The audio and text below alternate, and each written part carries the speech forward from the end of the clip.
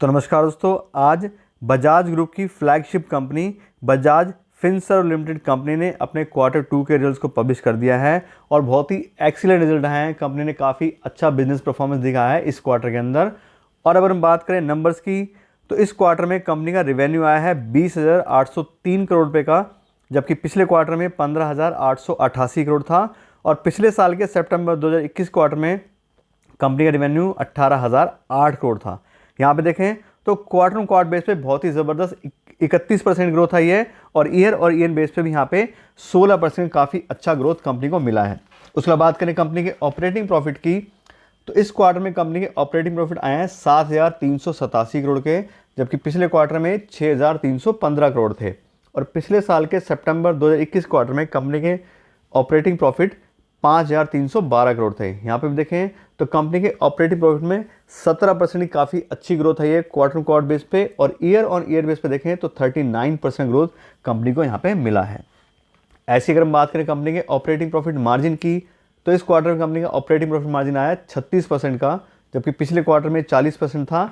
और पिछले साल के सेम सितंबर 2021 क्वार्टर में कंपनी का ऑपरेटिंग प्रॉफिट मार्जिन 30% था। यहाँ पे देखें तो ईयर बेस पे कंपनी का जो ऑपरेटिंग प्रॉफिट मार्जिन है वो काफ़ी अच्छे नंबर से बढ़ा है। 6% से कंपनी का ऑपरेटिंग प्रॉफिट मार्जिन इंक्रीज हुआ है। वहीं क्वार्टर पे देखें तो क्वार्टर बेस पे जरूर इसमें 3% की कमी आई है।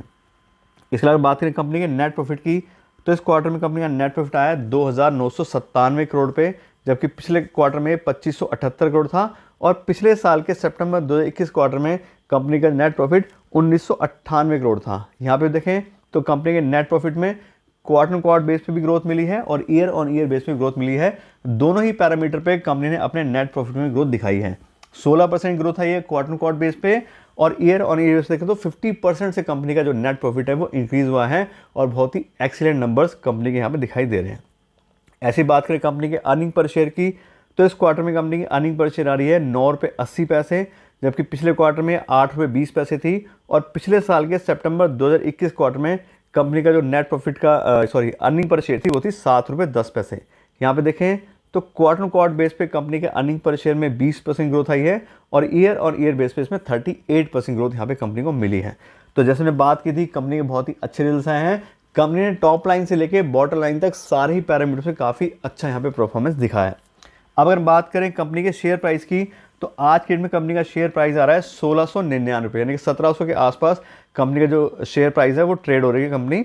यहाँ पे देखें तो कंपनी की वैल्यूएशन के हिसाब से देखें तो ये कंपनी आज की डेट में एक ओवर वैल्यूड कंपनी, यानी काफ़ी हाई प्राइस पे कंपनी का शेयर प्राइस चल रहा है। उसका रीज़न क्या है कि हम देखें तो स्टॉक का पीवाई जो आ रहा है वो 54 का है, और यहाँ पे हम देखें इंडस्ट्री का पीवाई तो 33 है। तो इंडस्ट्री के हिसाब से भी हाई चल रही है और 54 का पीवाई वैसे भी हाई होता है किसी भी स्टॉक के लिए। तो एक तरीके से आज के डेट में एक ओवर वैल्यूड कंपनी है। तो अब ये बात बनती है कि अगर आपने इस कंपनी में इन्वेस्ट किया हुआ है तो बिल्कुल कोई कहने की बात ही नहीं है, बहुत अच्छे रिजल्ट्स आए हैं, कंपनी का पीवाई भी हाई चल रहा है, तो आप बिल्कुल उसको होल्ड करके रखिए, कोई दिक्कत ही नहीं है। और अगर आप इस नया पैसा इस कंपनी में इन्वेस्ट करना चाह रहे हैं तो उसके लिए आपको थोड़ा सा मेरे हिसाब से वेट करना चाहिए कि कंपनी का पीवाई थोड़ा और करेक्ट हो, या थोड़ा अभी जैसे बात हो रही है कि रिसेशन आने वाला है, बहुत सारी चीज़ें हैं, तो अब सारी कंपनी के प्राइस गिरेंगे तब हम इस कंपनी में इन्वेस्ट कर सकते हैं। कंपनी अच्छी है, बहुत ही अच्छी कंपनी की होल्डिंग कंपनी है, और रिजल्ट भी देखें तो वो भी बहुत अच्छे आए हैं। तो इस तरह से रिजल्ट्स के बारे में आपको डिटेल नॉलेज दे दी है। आज के लिए इतना ही रखते हैं। Thank you so much.